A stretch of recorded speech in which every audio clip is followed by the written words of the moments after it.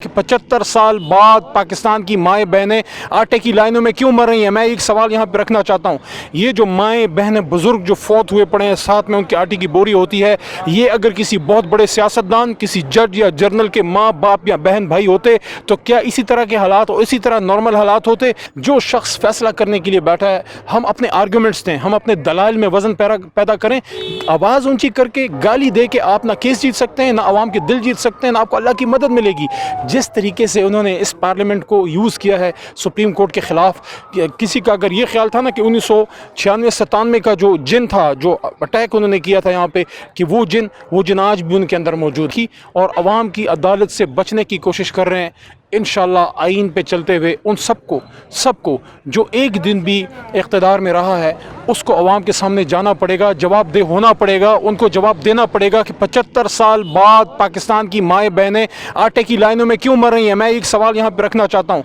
ये जो माएँ बहनें बुज़ुर्ग जो फौत हुए पड़े हैं, साथ में उनकी आटे की बोरी होती है, ये अगर किसी बहुत बड़े सियासतदान, किसी जज या जर्नल के माँ बाप या बहन भाई होते तो क्या इसी तरह के हालात और इसी तरह नॉर्मल हालात होते। ये किसके बच्चे हैं ये जो मर रहे हैं, ये माएँ किसकी हैं ये जो सड़कों पर पड़ी हैं और जो मर रही हैं।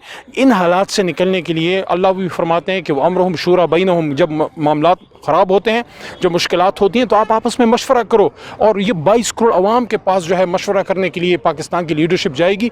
जिसको बेहतर समझेंगे, खान साहब को बेहतर समझते हैं, शहबाज साहब को समझते हैं, जरदारी साहब को, उनको वोट का हक़ तो दो खुदा के बंदो। 75 साल बाद पाकिस्तानी अवाम का इतना तो हक़ बनता है, इतना तो हक़ बनता है कि वोट की पर्ची डाल सकें कि कल को हमारे ऊपर इक़्तिदार में कौन बैठेगा। एक और प्रैक्टिस जो देखने में आई है जब से चीफ जस्टिस ऑफ पाकिस्तान ने सो मोटो इस मामले के ऊपर लिया है, एक करैक्टर असासिनेशन का सिलसिला जो है वो भी देखने में आ रहा है कि एक चीफ जस्टिस के हवाले से एक जानी बूझी बहुत ही काबिल अफसोस है ये। मैं इसकी पुरजोर मजम्मत करता हूँ, चाहे कोई भी जज हो, सिविल जज क्यों ना हो, कोई मैजिस्ट्रेट साहब क्यों ना हो।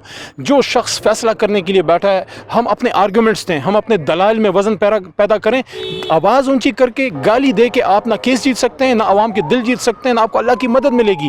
जिस तरीके से उन्होंने इस पार्लियामेंट को यूज़ किया है सुप्रीम कोर्ट के ख़िलाफ़, किसी का अगर ये ख्याल था ना कि 1996-97 का जो जिन था, जो अटैक उन्होंने किया था यहाँ पे, कि वो जिन आज भी उनके अंदर मौजूद है, वो बदरू आज भी 96 के अंदर मौजूद है, जो चाहती है कि सुप्रीम कोर्ट और कोई भी कोर्ट और कोई भी शख्स जो स्टेटस को के सामने खड़ा हो, उसको जो है आप अपने पाँव तले रौंदें। लेकिन याद रखें, 22 करोड़ अवाम इस सुप्रीम कोर्ट और आइन की मुहाफ़िज़ है।